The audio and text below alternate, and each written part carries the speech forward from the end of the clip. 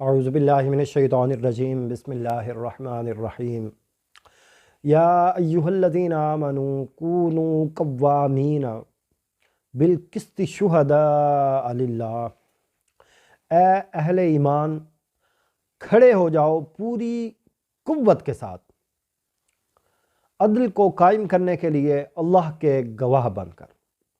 یہاں جو لفظ استعمال ہوا ہے قوام، یعنی پوری طاقت و قوت کے ساتھ کھڑے ہو جانا، ڈٹ جانا، اور کس لیے؟ نظام عدل و قسط کو قائم کرنے کے لیے اور اللہ کا گواہ بن کر۔ اب یہی بات سورہ مائدہ میں ریورس آرڈر میں آ گئی، جہاں پر ارشاد ہوا یا ایہا الذین آمنوا کونوا قوامین للہ شہداء بالقسط، اے ایمان والوں کھڑے ہو جاؤ پوری طاقت کے ساتھ اللہ کے لیے قسط کا گواہ بن کر۔ تو یہاں پہلا جو نقطہ ہمیں سمجھ آ رہا ہے وہ یہ ہے کہ اللہ سبحانہ و تعالیٰ کی ذات اور نظام عدل و قسط مترادف ہیں ایک دوسرے کے۔ ایک جگہ پہ ایمان والوں کو حکم ہو رہا ہے کہ کھڑے ہو جاؤ اللہ کے لیے، تو دوسری جگہ حکم ہو رہا ہے کھڑے ہو جاؤ عدل و انصاف کے لیے۔ پھر ایک جگہ پہ حکم ہے کہ گواہ بن جاؤ اللہ کے، تو دوسری جگہ حکم ہو رہا ہے گواہ بن جاؤ نظام عدل و قسط کے۔ پھر جو دوسرا نقطہ اس آیت میں ہے وہ یہ ہے کہ اللہ تعالیٰ کا یہ حکم ہے کہ نظام عدل و قسط کو قائم کرنے کے لیے پوری طاقت کے ساتھ کھڑے ہو جانا، اپنی پوری قوت لگا دینا اس نظام کو قائم کرنے کے لیے۔ اللہ سبحانہ و تعالیٰ کی ذات اس زمین پر عدل قائم کرنا چاہتے ہیں، اور اس مقصد کے لیے اپنے دین کا غلبہ چاہتے ہیں، اور اس عظیم کارنامے کے لیے، اس عظیم کام کے لیے اللہ سبحانہ و تعالیٰ کی ذات کے جو کارندے اور سپاہی ہیں وہ ہیں اہل ایمان۔ آج پوری نوع انسانی انصاف کی تلاش میں سرگرداں ہے۔ انصاف ہی کے لیے اس نے بادشاہت سے نجات حاصل کی اور جمہوریت کو اپنایا تاکہ انصاف میسر ہو، لیکن یہ جمہوریت کی منزل بھی دھوکہ ثابت ہوئی۔ اب انسان ایک سرمایہ دارانہ نظام کی لعنت میں گرفتار ہو گیا۔ وہاں بادشاہ بیٹھا ہوا تھا جو مظلوم رعایا کا خون چوس رہا تھا۔ اب یہاں پر سرمایہ دار موجود ہے جو کہ اس کا آقا اور ڈکٹیٹر بن گیا ہے۔ اس سرمایہ دارانہ نظام سے نجات پانے کے لیے نوع انسانی نے کمیونزم کا دروازہ کھٹکھٹایا، مگر وہاں بھی ون پارٹی ڈکٹیٹرشپ اس کی منتظر تھی۔ گویا انصاف کی تلاش میں نوع انسانی نے ایک مصیبت سے نجات پائی تو دوسری میں گرفتار ہو گیا۔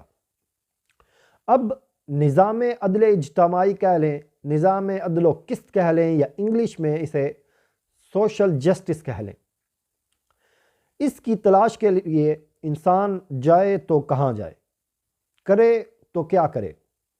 سرمایہ دار جو کہ غریبوں کا خون چوس کر روز بروز موٹے ہو رہے ہیں، یہ سرمایہ دارانہ نظام ایک ایسی چکی ہے جو آٹا پیس پیس کر ایک ہی طرف ڈالتی جا رہی ہے، جبکہ دوسری طرف محرومی ہی محرومی ہے۔ اس سرمایہ دارانہ نظام میں دولت کی تقسیم کا نظام ہی غلط ہے۔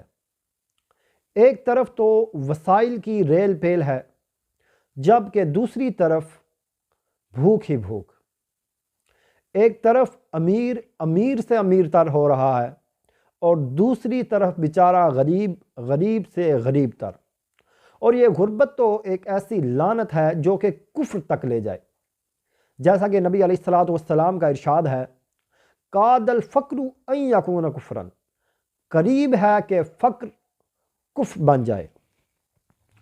لہٰذا ہمیں ضرورت ہے وہ نظام قائم کرنے کی کہ جس میں عدل ہو، جس میں انصاف ہو، جس میں عام شہری کی بنیادی ضروریات کی کفالت کا ذمہ وہ نظام لے سکے۔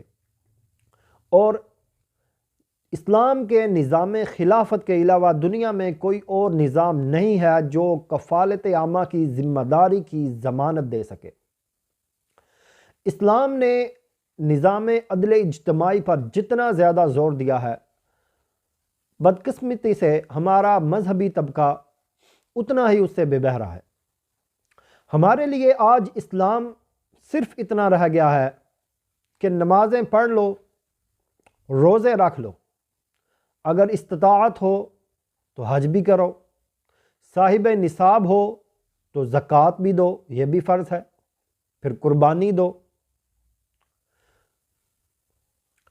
اکیلے بیٹھے بیٹھے اللہ اللہ کرتے رہو اور اطمینان رکھو کہ تم آخرت کے لیے سامان اکٹھا کر رہے ہو، جبکہ باقی جو قرآن و سنت کے احکام ہیں ان کی طاغوتی نظام دھجیاں ہی کیوں نہ اڑاتا پھرے۔ اور یاد رکھیے، اللہ تعالیٰ کے 99 ناموں میں سے ایک نام العدل بھی ہے۔ اللہ کی ذات خود عدل کرنے والا ہے، اور اللہ کا دیا ہوا نظام ہی وہ عادلانہ نظام ہے۔ ہم اللہ کے بندے ہیں، اللہ کے وفادار ہیں، چنانچہ اللہ تعالیٰ کا یہ نظام عدل و قسط، اس کو قائم کرنا، اس کو نافذ کرنا ہمارے لیے فرض ہے۔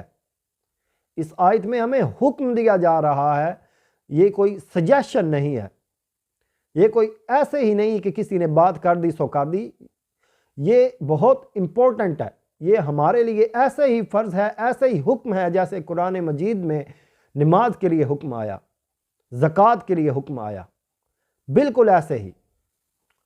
اور افسوس، صد افسوس کہ پوری نوع انسانی انصاف کی تلاش میں ادھر ادھر بھٹکتی رہی، اور ہم مسلمان کہ جن کے پاس الہدا، اللہ کی واضح اور روشن آیات کی صورت میں ہمارے پاس ہے، ہم اتنے بد نصیب ہیں کہ عدل و انصاف کی دہائیاں دیتے ہیں، مگر اسلام کا نظام عدل و قسط نہ تو سمجھنے کی کوشش کرتے ہیں اور نہ اس کے نفاذ کے لیے جد و جہد کرتے ہیں۔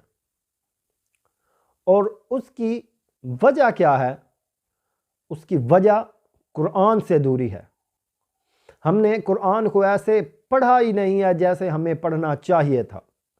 تو میرا آج کا جو ایک پیغام ہے وہ صرف یہی ہے کہ قرآن کو پڑھیے، اور اس سے بھی زیادہ ضروری چیز قرآن کو سمجھیے۔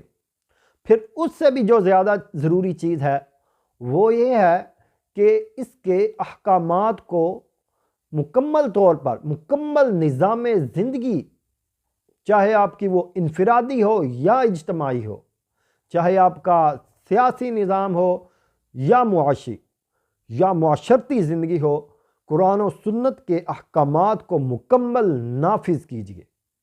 اللہ تعالی ہمیں دین کے راستوں پر چلنے کی توفیق عطا فرمائے اور ہمارے لیے یہ راستے آسان فرمائے۔ وما علینا الا البلاغ المبین۔